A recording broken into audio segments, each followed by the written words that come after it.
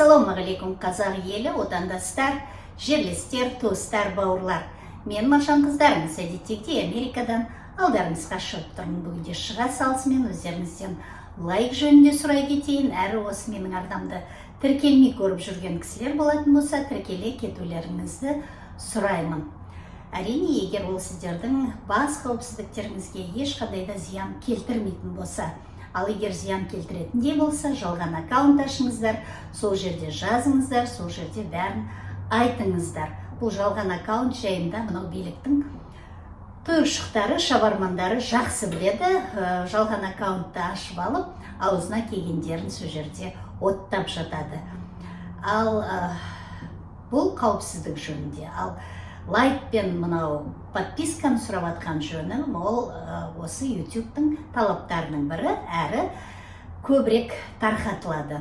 Ал тақырыпқа келетін болсақ, тақырып мынау Дикий Арман аталған кешегі қаңтарда бас бұзақы 20 мың террористі бастаған ұлдарымыздың соты болған, сотталды 20 жылға.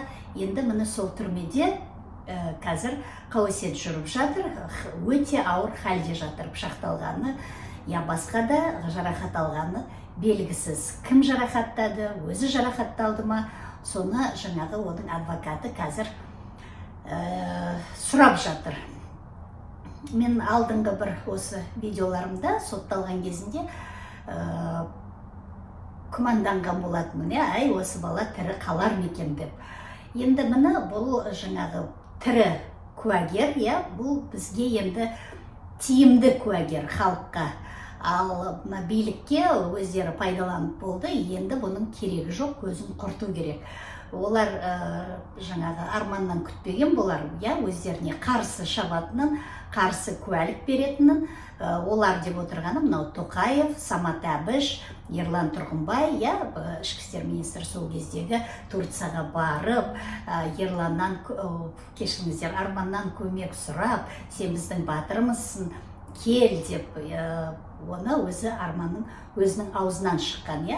Одан кейін міне енді бәрі болған оқиғаны білесіздер, қаңтарда не болған, соны енді бәрі өздері сүттен ақ судан таза болып шығып, Арманның мойнына бәрін іліп, сөйтіп 20 жылға соттап жіберді. Одан жаңа Қайрат Құдайберген балдарыңыз, ол енді оған тиіспейтін шығар, ол тірі қалатын шығар, түрмеде отыра ма, отырмай ма, оны тағы да уақыт көрсетеді. Ол депутат болған бала ғой, ол біледі кімге қалай сөйлеуді, қай жерде қалай айтуды. Қазір оған билік сен былай айт деген орындағаннан ғана отырған шығар, әзірге тірі. Ал мына Арман олардың ығынан шығып кетті, сайрап кетті, шырылдады. Әрине өзінің басы үшін, өзінің шыбын жаны үшін шырылдады. Енді шындық деп ойлаймыз айтқанының бәрі, тапсырманы солардан алмаса қаяқта одан ондай билік.